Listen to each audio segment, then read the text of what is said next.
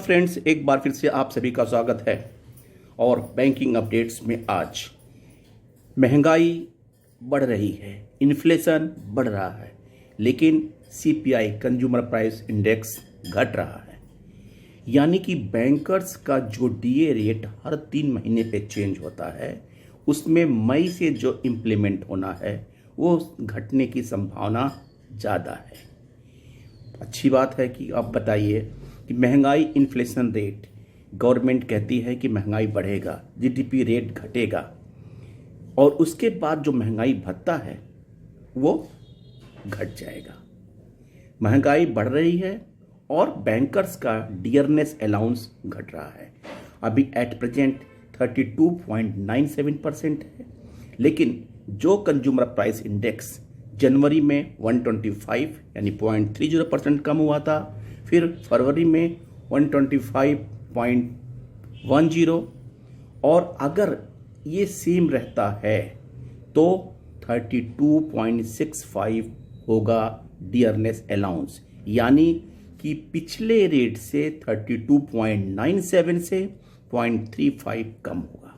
और अगर बहुत ही बढ़ गया, यानी कि अगर फरवरी में मार्च में ये 126 पॉइंट भी होता है तो भी बढ़ के 33.04 होता है।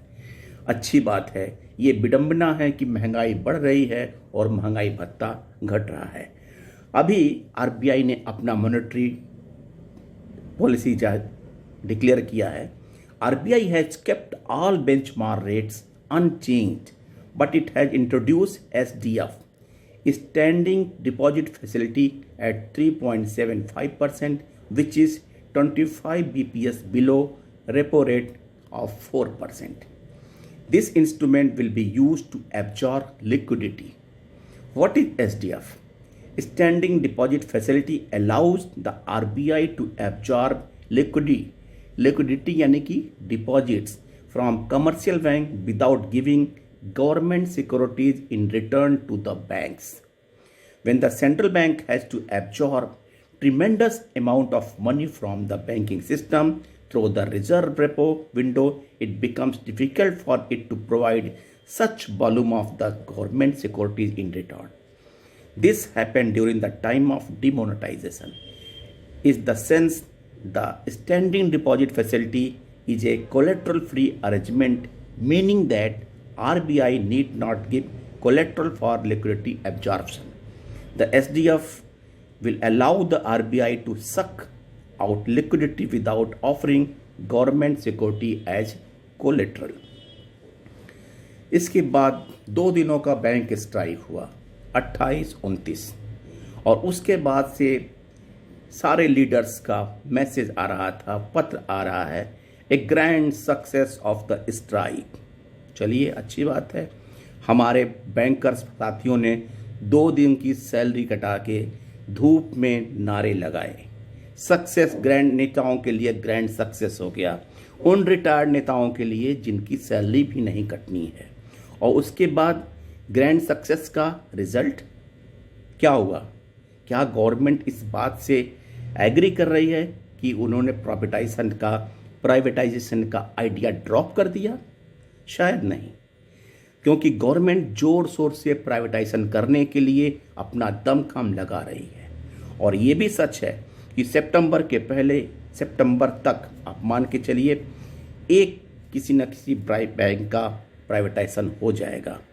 आईडीबीआई बैंक उस लिस्ट में सबसे ऊपर है। उसके बाद किस बैंक का नंबर आता है वो भी जल्द ही क्लियर हो जाएगा, लेकिन अभी अटकलें चल रही हैं। लेकिन यूनियन का ये कहना कि स्ट्राइक सक्सेस है किस बात का? हमारे डिमांस्ट्रेशन का, हमारी सैलरी कटाने का, हमारे धूप में खड़े होने का।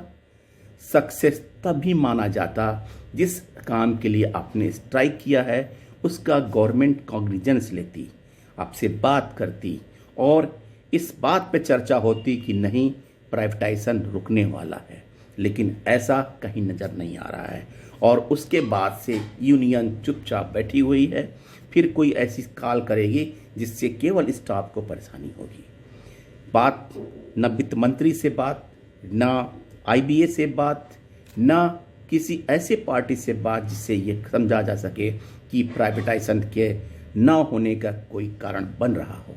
लगता है कि यूनियन मस्त है और कर्मचारी हमारे सारे पस्त हैं।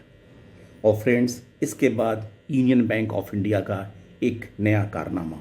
यूनियन बैंक ऑफ इंडिया कारनामा इन गुड सेंस।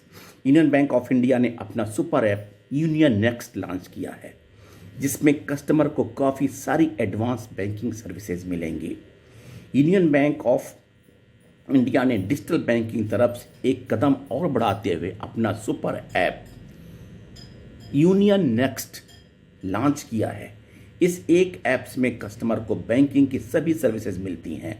इसके साथ ही आप बड़ी आसानी से मुद्रा लोन, एसएमई का रिन्यूअल, एग्रीकल्चर लोन आदि भी ले सकते हैं।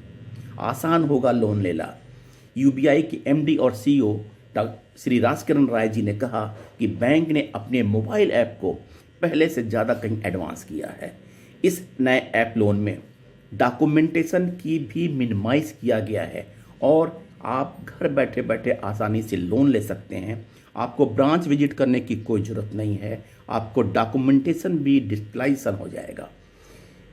और यूनियन बैंक के एग्जीक्यूटिव डायरेक्टर ने कहा कि अगले 2 साल में टेक्नोलॉजी में 1000 करोड़ का इन्वेस्टमेंट करने का प्लान है।